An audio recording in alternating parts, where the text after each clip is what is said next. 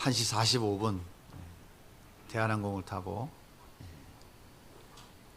튀르키예로 출발을 했습니다. 한 12시간 정도 시간이 걸린 것 같아요. 현지 시간 19시 45분경 공항에 도착을 했어요. 그리고 숙소로 이동하고 취침을 한 시간이 약 한 22시경, 현지 시간 한 10시쯤 된 것 같아요. 참 비행기 안에서 잠이 안 오더라고요. 잠도 안 오고 10시간 이상 비행기를 타니까 막 아프고 막 비비 꼬이고 좀 힘이 들더라고요.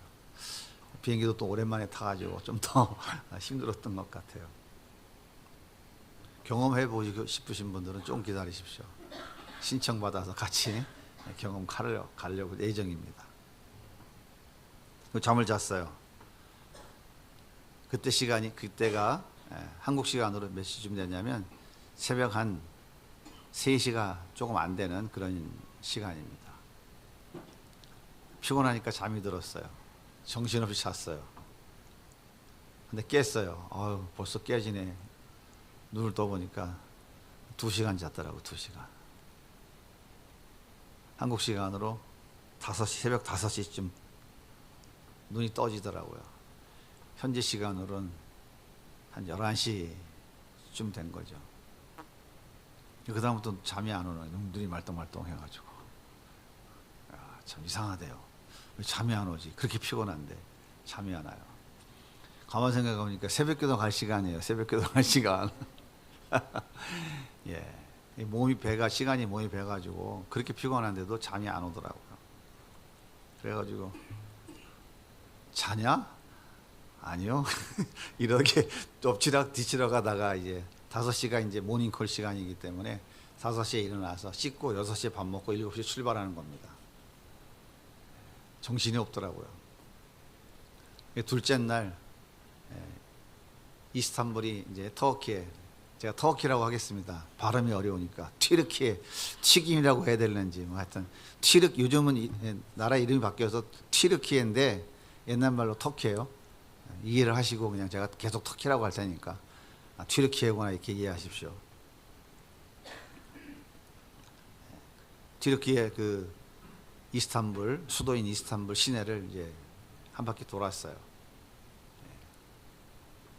전 역사 얘기는 하고 싶지 않은데 아무튼 동로마 제국의 수도가 이스탄불이었습니다. 가보니까 거대한 그 성벽이 지금도 거의 한 7, 80%는 남아있는 것 같더라고요. 참 성벽이 거대하더라고요. 근데 그 성벽 앞에 해안 도로가 있고 바로 도로 앞에가 이제 바닷가예요. 그러니까 해적들이나 또는 외국에서 공격을 해오면 바로 그냥 바다에서 올라오니까 성벽을 쌓아서 이제 나라를 지키려고 하는 그런 의도로 거대한 성벽을 로마 제국이 세웠더라고요. 그런데 영화에서 본 그 성벽 그대로더라고요. 그럼 성벽이 다 산성이 보통 한 벽으로 되어 있다고 생각하시죠? 물론 그런 데가 많은데 거기 가서 보니까 그건 성벽이 이중 성벽이더라고요. 성벽 하나를 넘어서면 거기에 도랑이 있어요. 큰 도랑이 있더라고요. 굉장히 넓은 폭에. 거기 물이 차져 있어서 거기 들어오면 꼼짝 못 하잖아요. 그러니까 긴 창으로 이렇게 돼 있다. 그러고 나서 성벽을 또 기어오르도록 이렇게 참 엄청난 요새를 만들어 놨더라고요. 모슬렘들이 거길 많이 헐고 집도 짓고 이렇게 많이 했지만 그 성벽의 모습은 많이 남아 있더라고요. 그걸 보면서 이제 아시아와 유럽을 연결하는 그 작은 그런 그 해협이 있는데 보스포러스 해협이라고 하는 해협이 있어요. 이쪽은 아시아 끝이고 바로 넘어가면 유럽이 시작되는 작은 해협에서 배를 타고 유럽과 아시아 끝을 한번 둘러보고 또 이런저런 데를 좀 둘러보고 그리고 저녁에 비행기를 타고 우리 원래 이제 바울 그 선교 시작점인 소아시아 교회 쪽으로 가기 위해서 아바나 라고 하는 공항에 비행기를 타고 갔어요. 숙소에 들어가서 잠을 자려고 했더니 한 9시, 현지 시간으로 또 한 9시 됐더라고요. 겨우겨우 잠이 들었는데 또 한 2시간 자고 또 깼어요. 그 다음날 버스를 타고 비행기를 타고 뭐 배를 타고 한 모든 것들이 정신이 없더라고요, 정신이. 우리 젊은 목사님들은 뭐 사진도 찍고 뭐 신나서 많이 하는데 저는 다 관사가 귀찮더라고요. 그 2시간 또 자고 그 다음날 또 새벽 5시에 일어나가지고 6시에 밥 먹고 7시에 출발해요. 거기는 스케줄이 딱 그렇더라고요. 5시, 6시, 7시. 밥은 뭐 맛있는 거 많이 먹었겠죠? 터키 맛있는 거 많아서 맛있는 거 많더라고요. 케밥이요? 달걀은 먹을 수 있겠더라고. 달걀. 어디 가든지 계란은 있던 계란이 있대요. 삶은 계란. 그거 2개, 빵 한쪽. 많이 먹으면 감당이 안 돼서 배탈까지 나면은 안 될 것 같더라고요. 저도 모르게 그냥 이렇게 절제가 되더라고요. 살이 안 쪄서 왔죠. 그리고 셋째 날이 이제 드디어 첫 번째 시작점인 길리기아성 다소. 그럼 많이 들어보셔서 알죠? 바울의 고향입니다. 생가죠, 거기가. 거기 갔더니 지하에 묻혀 있는 바울의 그 집터가 발굴되어져 있더라고요. 지하로다가 한 2m 이상 이렇게 그 위에다가 다 유리를 덮어서 먼지가 안 들어가도록 그렇게 만들어 놨더라고요. 그래서 왜 이렇게 지하에 집터가 있냐 했더니 세월이 흘러서 지진도 나고 토사가 밀려 들어오고 해서 다 묻혀가지고 그렇게 되어 있는 거를 발굴했다. 우물터도 있더라고요, 우물터. 근데 그거는 진짜인 것 같았어요. 제가 쭉 다니면서 봤던 것 중에 한 가지가 이게 진짜인가 아니면 가짜인가. 그 진짜와 가짜는 그게 사실인가 아닌가를 이야기한 것이 아니라 정말 바울이 그 당시에 살았던 집터인가 아닌가 그것을 본 거예요. 근데 그건 진짜인 것 같았어요. 근데 사흘째 되고 나니까 너무 힘들더라고요. 정말 포기하고 싶은 그런 마음이 생기더라고요. 저보담도 같이 간 우리 집사람이 저보다 체력이 조금 더 좋으니까 거의 이건 뭐 지금 그 상당한 위기의 상황이 오더라고요. 근데 나중에 알고 보니까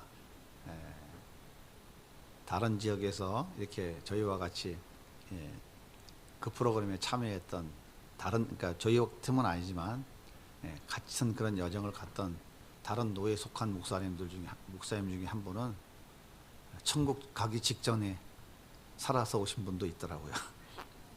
공항에서 나중에 만났는데 저희 팀에 가이드하는 선교사님을 그쪽으로 급파해가지고 그분이 도와줘가지고 이제 위기를 넘기고 이렇게 했던 상황도 있고 하여튼 뭐 그런 경우가 발생하더라고요. 그러니까 나이 먹은 사람들 한 3일 잠 안 재우고 차에 한 10시간씩 태우고 돌아다니면요. 이게 바로 천국 가는 코스더라고요. 그래서 저희가 이제 기도하는 제목이 뭐였냐면 순교는 한국에 와서 하자. 사실 그렇게 기도하고 갔거든요. 이제서 얘기지만 처음에는 가서 이 설명회를 듣고 포기했었어요. 사실 이거 안 되겠다. 뭐 순교하러 갈 일이냐, 안 가면 말지. 그러다가 결정적으로 포기했던 이유는 뭐냐면 통통배를 타고 조그만 배, 막 30명, 50명 이렇게 타는 배를 타고 밤모섬을 가고 그리고 또 뭐 거기에서 또 뭐 그리스로 넘어간다니까 이거는 도저히 말이 안 돼요. 포기했는데 이제 목사님들이 저희는 이제 포기하고 한 뒤에 이제 목사님들이 상의해가지고 여행사와 상의를 해가지고 그 코스는 포기하고 대형 뭐라 그러죠? 크루즈라 그러나 그거 타고 가는 걸로 스케줄을 바꿨더라고요. 나중에 알게 돼서 이제 다시 저희가 신청하게 됐는데 만약에 그 코스까지 있었으면은 천국에서 만나보자 하지 않았을까. 가서 보니까 그렇더라고요. 그런데 차를 타고 이동하는데 하나님께서 힘을 주시더라고요. 주저앉지 않도록. 정말 기도했어요. 아이고 하나님, 도저히 이건 힘들어서 못 견디겠다고. 그러니까 이 시차라는 게 참 무섭더라고요. 정말 시차라는 게 얼마나 무서운지. 그러니까 젊은 사람들도 힘들어하는데 나이 먹은 사람들은 참 정말 힘들구나 하는 걸 제가 한번 겪어봤어요. 그때 하나님께서 힘을 주시더라고요. 힘을 주셔서 참 잘 버티면서 첫 고비를 넘겼는데 그때 깨달았던 거는 우리 성도님들이 기도하고 계시구나, 그런 생각이 들어서 너무 감사했습니다. 아무튼 그렇게 해서 이제 다소를 거쳐서 약 4시간의 또 버스를 타고 4시간을 이동해서 여러분들도 많이 들어봤던 갑바도기아에 도착하게 됐습니다. 갑바도기아는 쉽게 말하면 한 지역의 이름인데 그 갑바도기아 안에는 초대 그리스도인들이 자기 신앙을 지키기 위해서 땅굴을 파고 지하로 숨어들었던 그 지역의 이름을 갑바도기아라고 하는 지역이에요. 굉장히 광활한 지역입니다. 그리고 거기는 그 산속은 참 묘하게 생겼더라고요. 자연 경관은 정말 아름답더라고요. 그럼 거기 터키에 가면 유명한 그 비행 풍선 타는 거 아시나요? 열기구. 그거 한 번 타는데 얼마인지 아세요? 40만 원이요. 내년에 가면 아마 80만 원 될 거예요. 좀 더 가면 100만 원쯤 돼야 될 것 같아요. 부르는 게 값이니까. 그러니까 그 열기구를 타고 그 지역을 하늘에서 내려다볼 만큼 경관이 정말 좋은 곳이에요. 산이 이렇게 삐쭉삐쭉하게 이렇게 돼 있는데 거긴 전부 다 이런 돌산이 아니고 모래가 굳어져서 세워진 그런 산이에요. 그러니까 모래니까 파면 돼요. 파면. 큰 힘 안 들고도 팔 수 있어요. 돌이 아니기 때문에. 이 지역으로 핍박받던 초대 그리스도인들이 몰려 들어와서 지하에 땅굴을 파고 들어가기 시작한 거예요. 저희가 갔던 그곳에는 지하 20층까지 땅굴이 연결되어져 있는데 지하 20층까지는 못 들어가고 8층까지만 가도록 막아놨더라고요.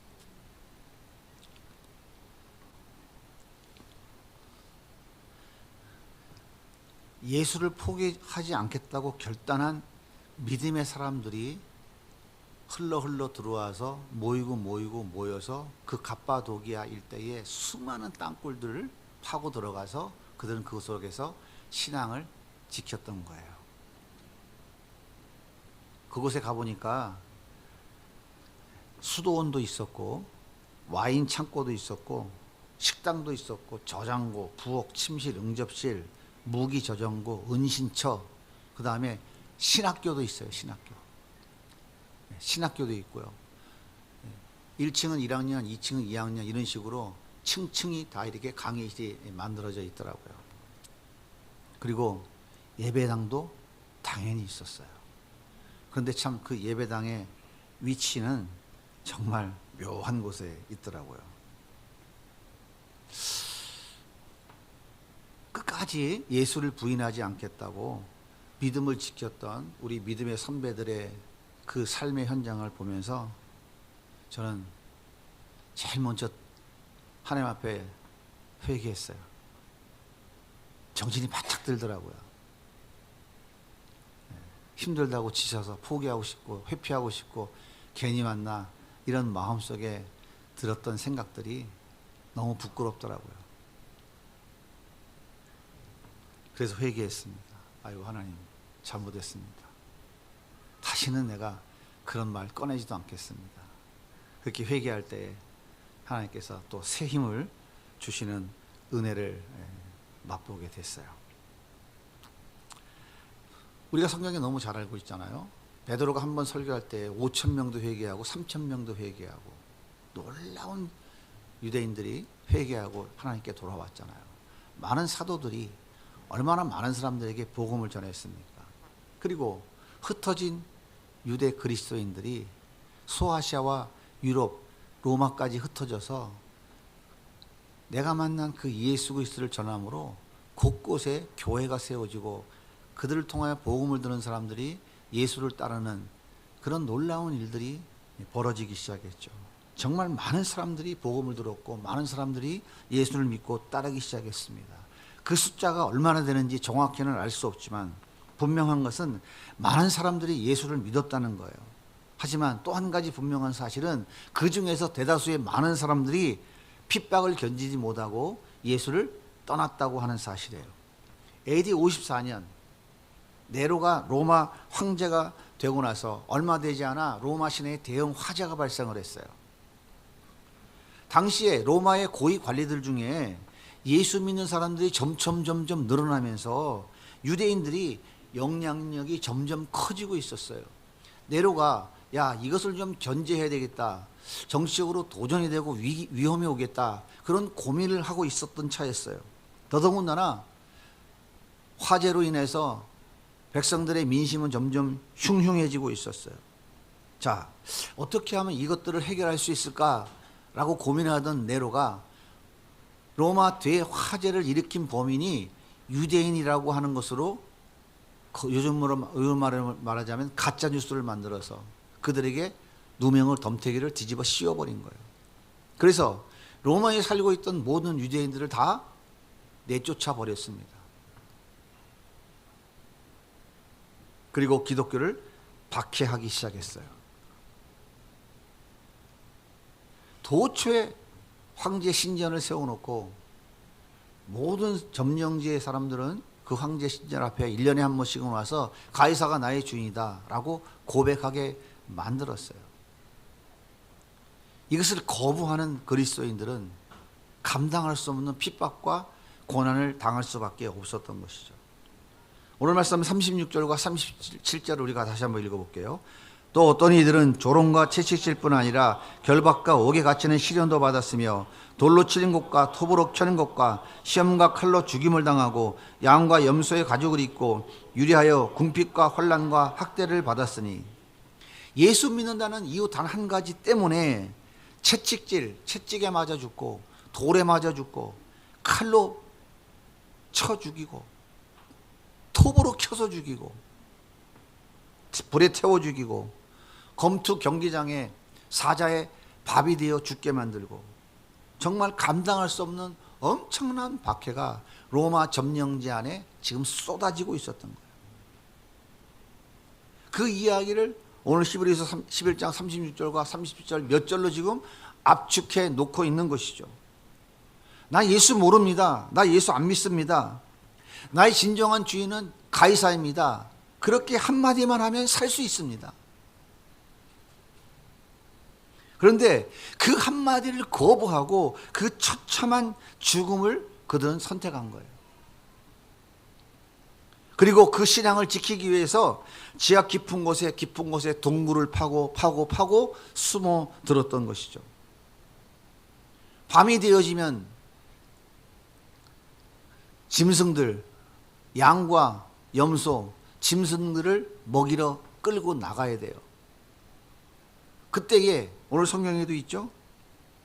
양 가죽, 염소 가죽을 뒤집어 쓰는 거예요. 그리고 위장을 하고 짐승들을 끌고 나가서 밤에 풀을 먹인 거예요. 전 성경에는 그런 기록이 없는데 설명해 주는 선교사님들의 말에 의하면 그 당시에 그 양과 염소들은 울지를 않았다는 거예요. 울지를 않았다는 거예요. 참 기가 막히죠. 그리고 그렇게 염소 털을 뒤집어 쓰고 양 털을 뒤집어 쓰고 그 짐승들과 함께 움직이면서 그들이 풀을 뜯는 동안 먹을 것을 찾아서 풀뿌리도 뜯고 열매도 따고 양식을 구해야 되니까 그렇게 해서 다시 동굴로 들어오고. 통로는 머리를 숙이고 겨우 한 명이 지나갈 수 있는 통로예요. 통로가 크지도 않아요. 제가 생각할 때는 왜 이렇게 통로를 좁게 만들었을까 했더니 로마의 군사들이 동굴을 발견하고 죽이려고 들어오면은 칼 차고 갑옷 입고 들어오려면은 좁아야 될 거 아니에요. 그래야 도망갈 시간을 얻을 거 아닙니까? 그리고 그 좁은 통로 중간에 여러분 맷돌 보셨죠? 맷돌 같이 동그란 게 이렇게 딱 서 있어요. 통로가 이렇게 있으면 로마 군사들이 발견해서 돌아오면 이 맷돌을 딱 돌려서 이렇게 딱 막아요. 이렇게 막게 돼 있더라고요. 제가 나중에 기회가 되면 사진 다 보여드릴게요. 음식은 죽지 않을 만큼 채소치를 먹고 연명을 합니다. 그러다가 로마 군인들에게 발각돼서 도망가다 더 이상 도망갈 수 없는 마지막 막다른 곳, 거기에 예배당이 있어요. 여기서 예배드리고 찬송 부르다가 칼에 맞아 순교하는 거예요. 제가 이 대목에서 찍어갖고 온 영상 짤막한 거 하나를 좀 보여드리도록 하겠습니다. 물론 현장감은 없겠지만 저는 현장에서 직접 보면서 찍은 거니까 저는 굉장히 은혜가 되는데 그래도 조금이라도 은혜가 됐으면 좋겠습니다. 한번 좀 틀어줘 보세요. 네. 여기가 지금 지하로 내려가는 통로입니다. 이건 그래도 넓은 편이에요. 지하로 계속 내려가고 있습니다. 어디서 본 사람 같지 않아요? 제가 뒤따라가면서 찍은 거예요. 여기 폐쇄공포증입니다. 내려가고 있습니다. 그 다음 영상.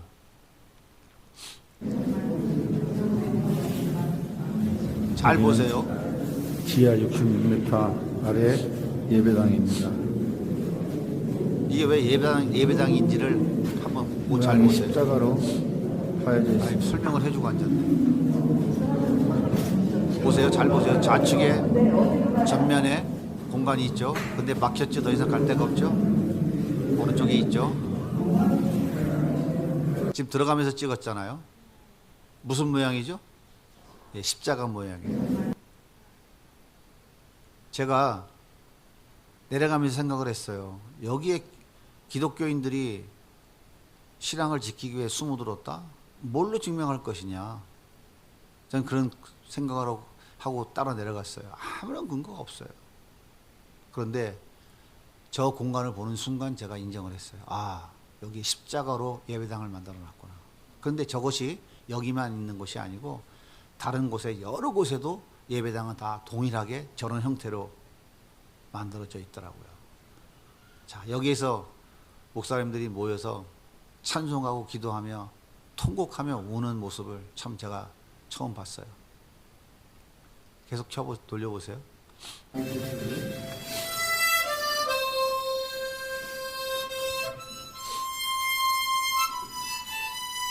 어떤 목사님이 하모니카를 갖고 오셨는데 자기가 찬양하고 싶다고 나와서 지금 하모니카 부는 거예요. 즉석으로 지금.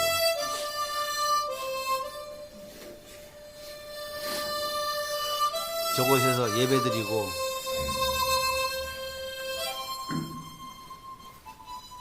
신앙을 지켜간 거예요.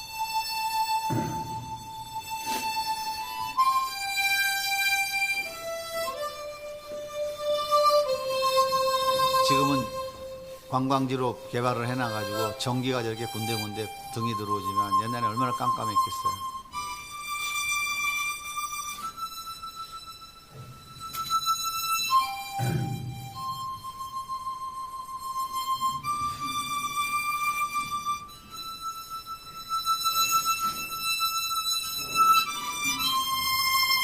(2000년) 전 우리 믿음의 선배들이 신앙 지키겠다고 저희가 어디냐면 지하 8층이에요. 지하 8층 깊은 곳에 지금 예배당을 지금 만들어 놓은 거예요. 로마 군인들이 들어오면 여기서 죽은 거예요. 여기서 찬송. 그 다음에 한 영상 하나 있죠. 또 틀어보세요.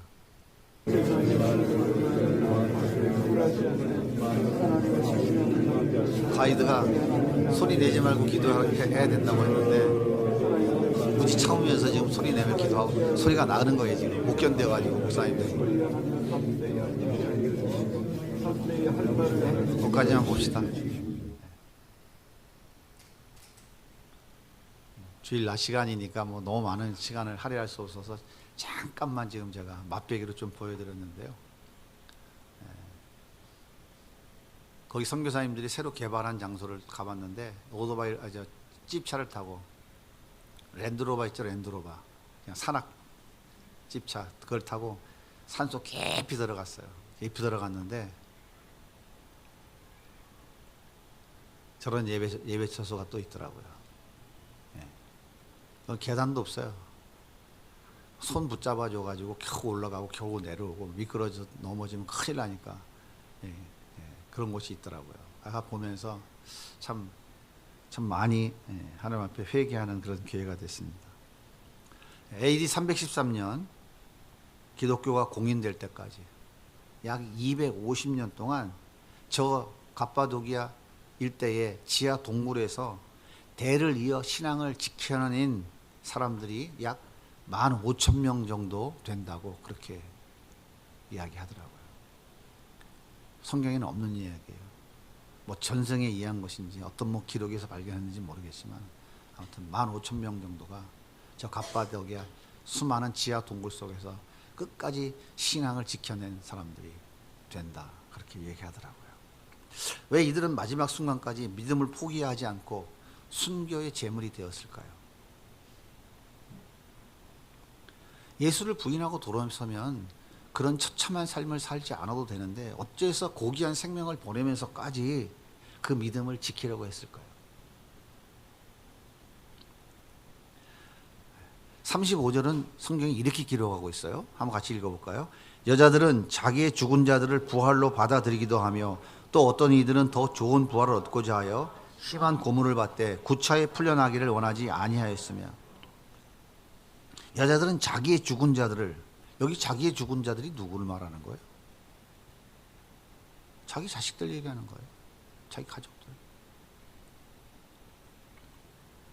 엄마가 자기 자녀가 처참하게 죽어가는 모습을 보면 가슴이 찢어질까요? 안 찢어질까요? 차라리 내가 죽는 게 낫지. 나 때문에 내 자식이 지금 처참하게 죽어가는 것을 지금 눈으로 보고 있는 거예요. 가슴이 얼마나 찢어졌을까요? 그런데요, 그 엄마들은 뭐라고 얘기하냐면 내 자식들은 반드시 부활할 것이라고 하는 그 믿음을 가지고 있는 거예요. 내 자식들은 부활한다. 그래서 그 처참한 현장을 목격하면서도 예수를 버리지 않았던 거예요. 여자들은 자기 죽은 자들을 부활로 받아들이기도 하며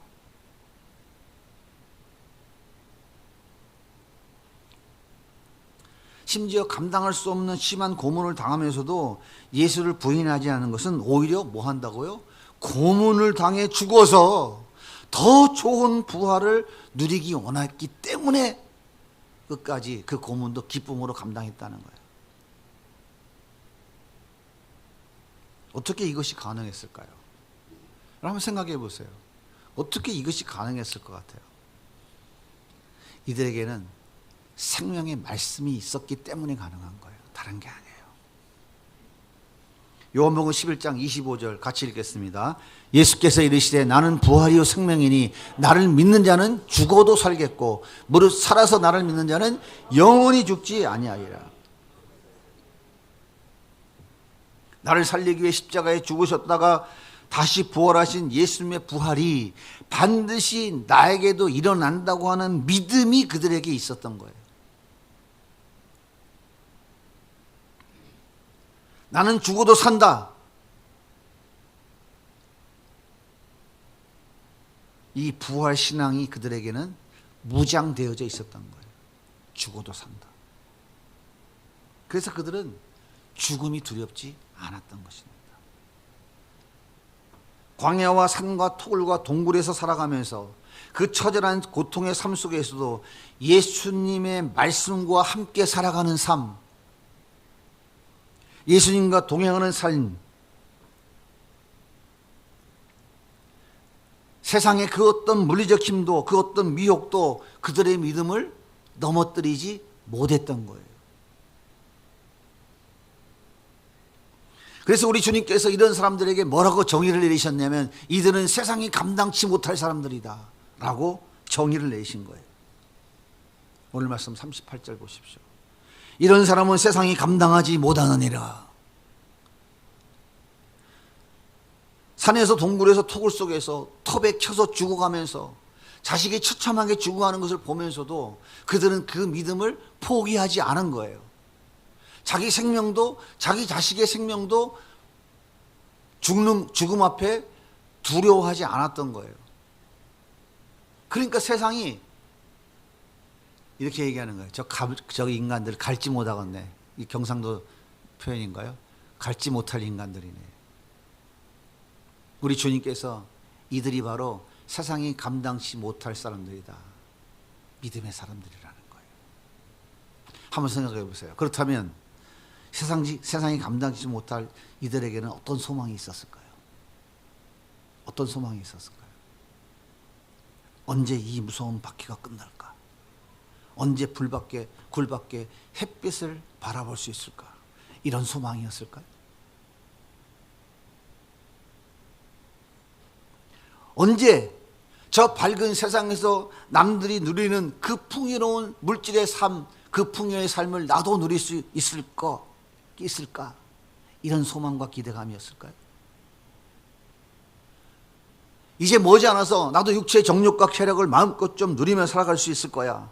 내 자식도 명문대학 들어가고 대학기업에 들어가고 내 자식도 잘 먹고 잘 사는 행복한 삶을 누릴 수 있게 될 거야. 이런 소망이었을까요?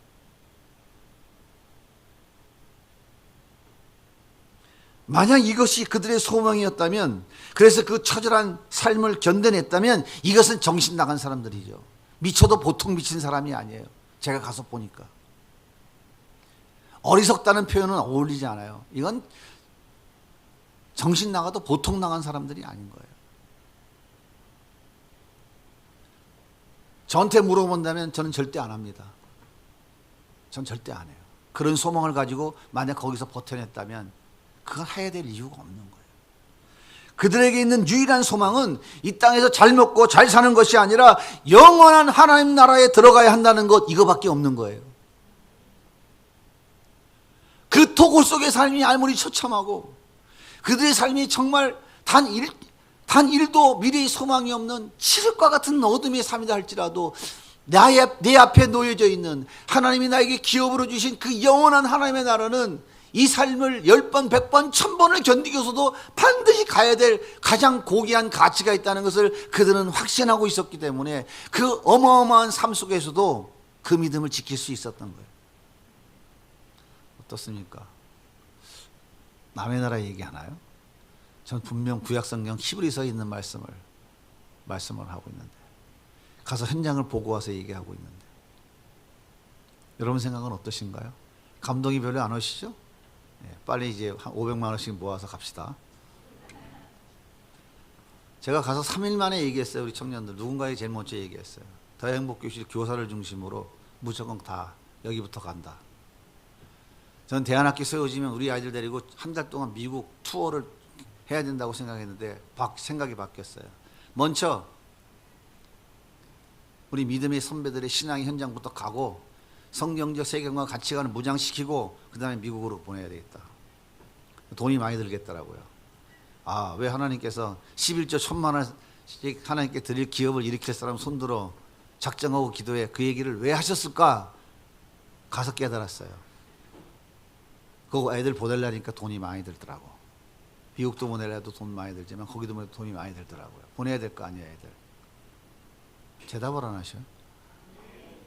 그냥 아멘하는 거 돈 안 들어요. 아멘하는 거는 뭐 아멘하면 돈 내라 할까 봐요. 돈 내실 돈 있어요? 걱정하지 말고 믿음으로 아멘하시라고요. 낼 돈 어차피 없잖아요. 근데 뭘 걱정을 해요? 병선아, 큰 소리로 아멘 좀 해봐. 그렇지. 아, 왜 하나님께서 우리 교회 성도들에게 하나님께서 복을 주셔서 복을 주셔야 된다는 말씀을 계속 하실까? 복 주신다는 말씀을 하실까라는 걸 제가 가서 보니까 알겠더라고. 이거는 필연적으로 해야 될 코스예요. 나중에 시간 될 때 좀 더 자세히 말씀을 드리도록 하겠습니다. 내가 이 세상에서 그 어떤 고난과 핍박을 당한다 할지라도 내 몸이 찢겨져 사사의 밥이 되고 내 몸이 불에 태워져 숯덩어리가 되고 내 몸이 토에 썰려 처참하게 죽는다 해도 나를 위해 십자가에 죽으신 예수님의 그 사랑을 버릴 수 없다는 거예요. 이것 한 가지밖에는 없었어요. 그들에게 있는 거는. 햇빛도 들어오지 않는 그 처참한 수십 미터 지하 속에서 그들이 유일하게 살아갈 수 있는 소망은 딱 한 가지, 예수밖에 없었어요. 그러니까 그 예수는 그들의 삶에 어떠한 고난과 핍박과 어떠한 문제도 다 감당할 수 있는 유일한 생명이며 능력이 바로 예수인 거예요. 영원한 지옥 저주받아야 될 나를 대신해서 십자가에 죽으신 예수님, 나를 사랑하기 위해 하늘의 모든 영광을 다 버리신 예수님, 나보다 나를 더 사랑하는 그 예수님, 그 예수님의 사랑은 내 생명보다 더 귀하고 존귀한 것임을 아는 사람들인 거예요. 그렇지 않고는 도저히 그 환경에서 살아갈 수가 없는 거예요. 그렇게 그들은 그 처참한 환경 속에서도 자녀를 낳아서 예수님의 사랑은 이런 거야 라는 것을 가르치고 자신의 신앙을 그 자녀들에게 물려주면서 주님이 말씀하셨거든, 땅끝까지 이르러 내 복음의 증인되는 삶을 살아야 한다, 그러니까 너희들도 그렇게 살아야 돼 하면서 그 예수님의 말씀을 지켜나갔던 거예요. AD 313년 콘스탄틴에 의해 기독교가 공인되면서 기독교는 이단이 아니고 잡신이 아니라 정성적인 종교라고 하는 것을 인정받으면서 기독교 박해가 끝날 때까지 무려 250여여 년 동안 그 믿음을 그들은 그 속에서 후대들에게 물려준 거예요. 이들이 지켜낸 그 믿음이 2000년 역사 속에서 흐르고 흘러 오늘 우리에게까지 도달한 거죠. 이렇게 세상에 감당치 못할 이 사람들이 날마다의 삶은 도대체 어떤 삶의 모습이었을까요? 한번 상상해 보십시오. 그 지하 수십 미터 토굴 속에서 제대로 먹지도 못하고 인간의 상황으로서는 정말 극한 상황 속에서 그들이 예수만 바라보며 이 유일한 소망이 예수님인 그들의 삶은 어떤 삶이었을까요? 하나님을 원망하며 저주하며, 아유 괜히 왔나 봐, 여기 괜히 들어왔어, 마지못해 투덜거리며 살았을까? 어떻게 생각하세요? 아이고 오늘도 먹을 것이 떨어졌네, 굶어야겠네, 3일째 굶었는데 오늘도 또 굶어야 되겠네, 오늘 밤 나가면 뭔가 좀 나무 열매라도 좀 주워올 수 있을까?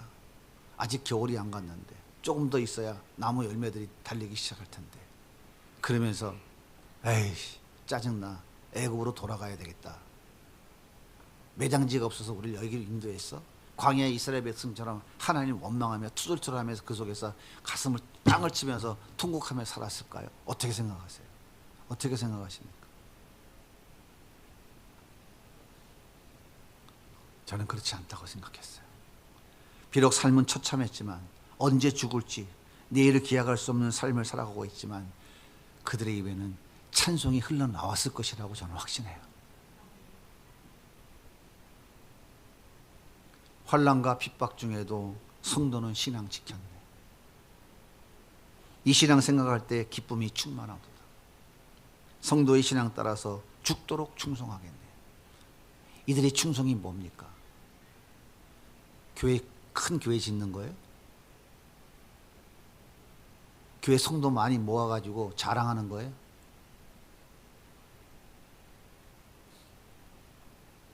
이들의 충성이 뭡니까? 난 열심히 예배당 청소 잘했어, 주방 봉사 열심히 했어, 성가대 봉사도 열심히 했고 정말 온갖 충성 다 했어. 그 충성인가요? 여기에 그런 게 있습니까? 할 거랑은 아무것도 없어요. 그들의 충성이 뭡니까?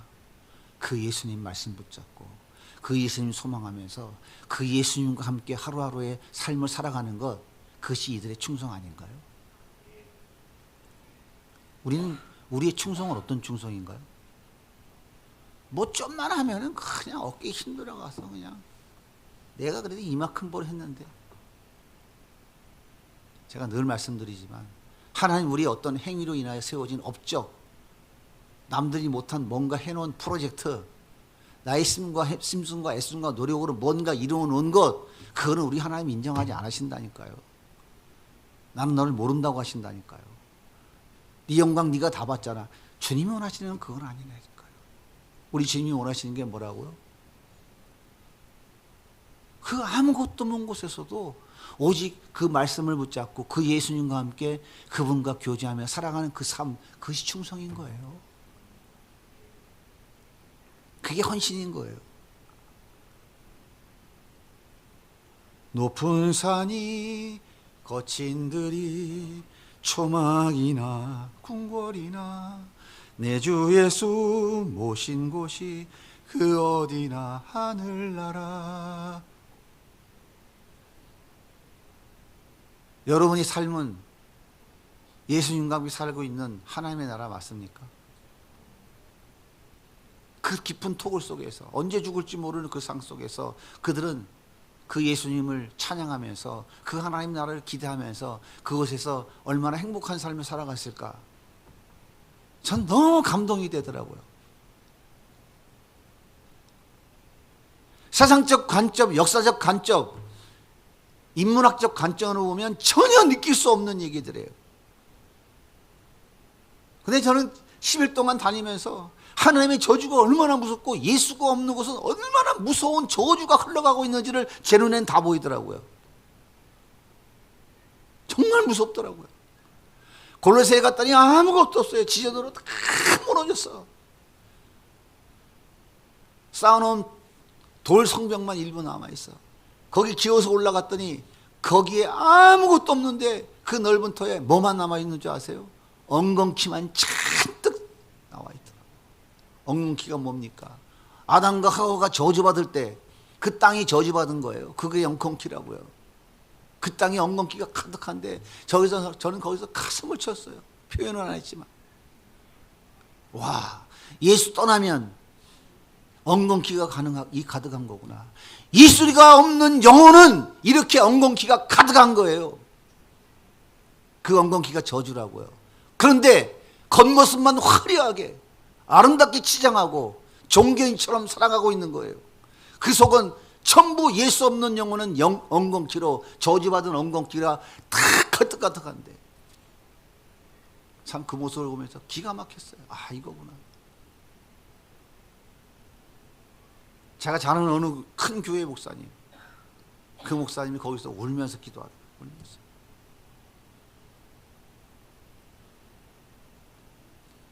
터키라는 나라는 성경의 모든 배경이 되고 기초가 되는 땅이 터키예요.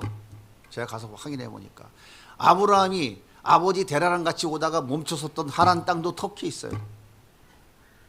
유브라데스 강과 티그리스 강이 흘러가는 시작점도 다 터키에, 거기서부터 다 흘러가는 거예요. 아라랏산 성경에 있는 노아의 방주가 머물렀던 아라랏산도 터키에 있고요. 노아가 방주를 지었던 곳도 터키에 있고, 현지 선교사들의 말에 의하면 방주가 어느 곳에 있는지 위성 창조경과 모든 과학적 데이터로 인해서 다 지금 알고 있지만 터키 정부가 개발 못하게 막고 있다는 거예요. 왜? 역사적 사실이 밝혀지면 모든 게 다 꽝이기 때문에. 저는 그게 동의가 됐어요. 그 땅에 예수가 있습니까? 98.8%가 다 회개돼요. 예수가 없어요. 다 하나님의 저주예요, 저주. 왜 그 땅에 그렇게 지진이 많이 나고, 얼마 전에도 지진이 나서 그 많은 사람이 죽었나 했더니 가서 보니까 알겠더라고. 예수가 떠나고 하나님의 영이 떠나니까 거기에 우상이 창궐하죠. 하나님이 그걸 용납하실 것 같아요? 지진으로 다 흔들어 버린 거예요. 근데 여러분, 그 땅의 지진은요, 우리가 알고 있는 지진하고 다르더라고요. 제가 가서 보니까 기둥 하나가 얼마나 되는 줄 아세요? 단면이 길이가 3m가 넘어요. 생각해봐요.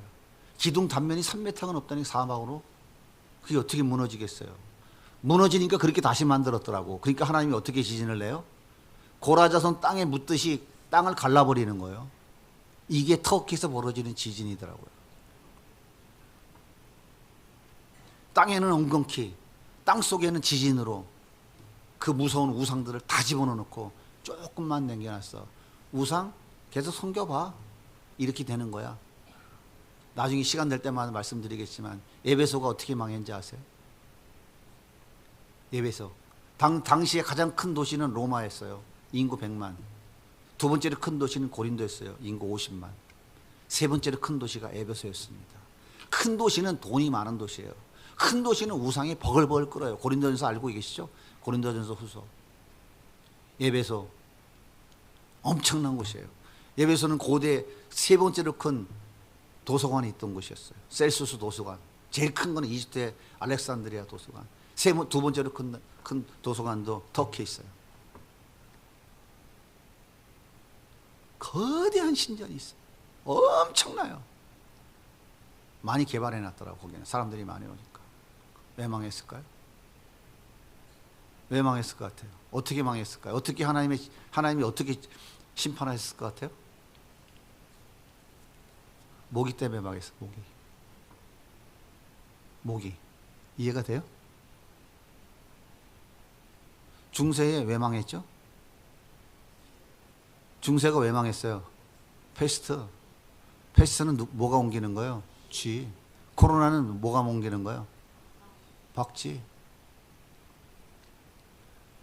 에베소는 모기가 망했어. 모기 때문에. 저는 정리가 됐어요. 패스트하고 코로나는 이해했어. 근데 중세와 현세는 이해했어. 고대에도 마찬가지더라고. 성경에 보세요. 하나님 징계하는 방법이 칼과 기근과 전염병이에요. 에베소는 모기 떼가 날라와서 사람을 물어서 학질 전염병이 걸려서 도시가 다 망한 거예요. 그리고 지진이 와서 다 가라앉은 거예요. 예수 떠나면 예수 없는 심령은 이런 심령이에요. 겉포장만 멀쩡하게 하지만 그 속에는 뭐라고요? 지진으로 갈라지는 거예요. 그 속에는 엉겅퀴가 가득한 거라고요. 그리고 겉모습만 화려하게 감추고 있는 거예요. 종교인의 모습. 여러분, 신전이 거대한 신전이 왜 거대한지 아십니까? 제가 가서 보니까 거대한 신전일수록 사람들의 마음을 미워가는 거야. 야, 여기에 가면 저 신이 나에게 복 줄 것 같아. 그러니까 한 도시 폴리스 안에 신전이 한두 가지가 아니에요.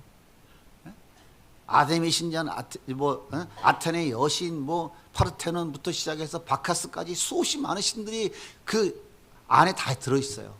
어떤 때는 이 신학한테 가서 빌고, 어떤 때는 저 신에서 가서 빌고. 다윗도 물어보잖아요. 블레셋이 공격을 하는데 하나님 어떻게 할까요? 가서 물어보죠. 똑같이 물어보는 거라고요. 그런데 그 중에서 어떤 사람들이 가장 많이 몰려오느냐? 겉모습이 가장 화려하고 겉모습이 가장 멋있고 가장 웅장하게 지은 그 신전에 사람들이 가장 많이 몰려온다는 거예요. 그래서 그 신전에 가면 창녀들이 가장 많은 거예요. 여러분, 오늘날 교회가 뭐 하고 있어요? 교회가 뭐라고요? 교회가 뭐예요? 내가 교회예요, 내가 교회. 근데 오늘날 현대 교회들은 어떻게 하고 있습니까? 가서 보니까 그 신전하고 똑같은 짓을 하고 있더라고. 그 신전하고 똑같은 짓을 하고 있는 거예요.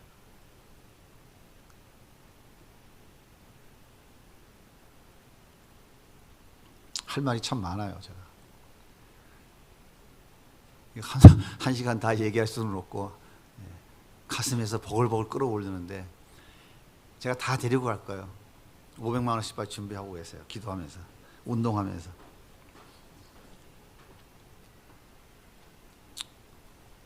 여러분 생각해 보세요. 우리의 삶은 풍성합니까? 풍성하지 않습니까? 바꾸는 사람이 있어요? 며칠에 한 끼씩 먹으며 생명을 연장하시는 분이 있습니까? 대한민국 사회에? 차고 넘치죠. 부족함이 없어요. 상대적 빈곤감을 느끼는 거예요. 저 사람 저렇게 많은데 저 사람은 내가 조금이야, 이거죠. 지하 땅굴 속에서 신앙 지킴에 살았던 우리 믿음의 선배들과는 비교조차 할 수 없는 만큼 풍요로운 풍성한 복을 누리며 우리는 살아가고 있어요. 자, 그렇다면 세상은 우리를 향해서 와, 정말 감당할 수 없는 믿음의 사람이야 그렇게 부르고 있나요?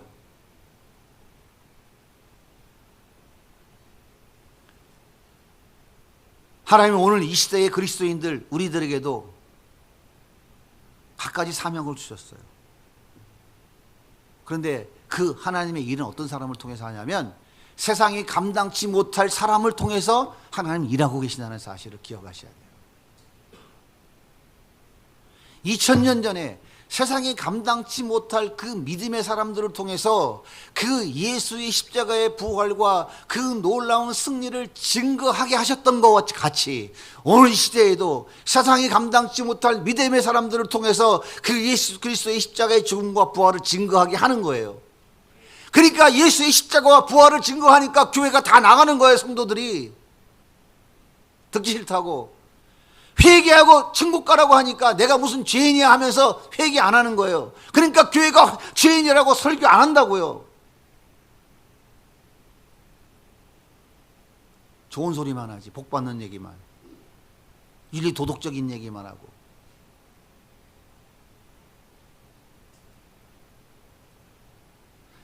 우리 주님은 오늘도 세상이 감당치 못할 믿음의 사람들을 통해서 이 시대를 밝히는 하나님의 도구로 쓰신다는 사실을 우리는 기억해야 돼요.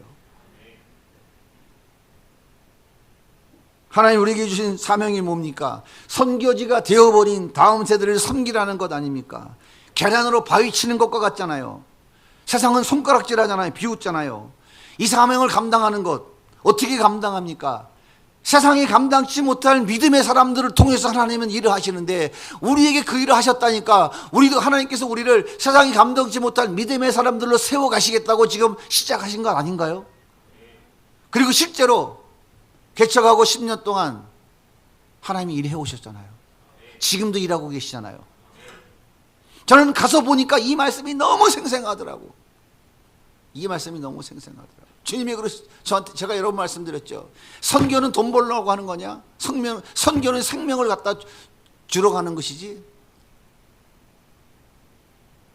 주님이 저 말씀하신 것이 얼마나 놀라운 말씀인지를 제가 더 깊이 깨달았어요.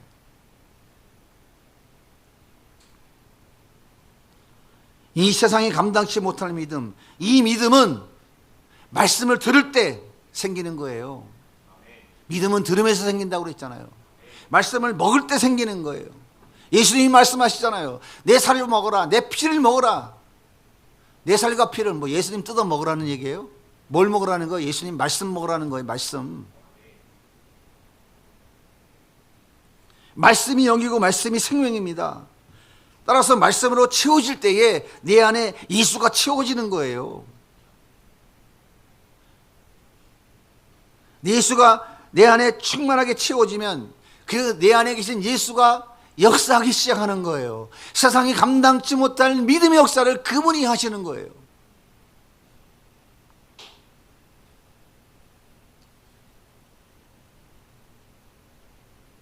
날마다 하나님 말씀을 먹어야 돼요. 이 하나님 말씀을. 하루에 밥 3끼 먹잖아요. 영양식을 안 먹으면 삽니까?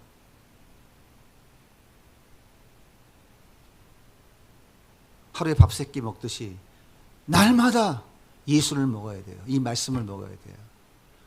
이 말씀이 영이고 이 말씀이 생명이고 이 말씀이 능력이에요. 날마다 이 말씀 먹고 그 중에 한두 절, 몇 구절 가지고 묵상하고 깊이 묵상하고 질문하고 대답하고 그렇게 그 예수로 채워져 나갈 때 하나님께서 우리에게 약속하신 대안학교를 세우시고 그 대안학교를 통해서 세상이 감당치 못할 믿음의 자녀들을 세우셔서 250년 동안 그 칠흑 같은 어둠 속에서 그 신앙을 계승시켜서 그 신앙의 후손들이 그 복음을 밝은 빛 가운데 전파함으로 오늘 그 복음이 우리에게 오듯이 우리도 칠흑같이 어두워져가는 이 시대를 밝히는 세상이 감당치 못할 믿음의 우리의 자녀들로 세워가야 된다는 거예요.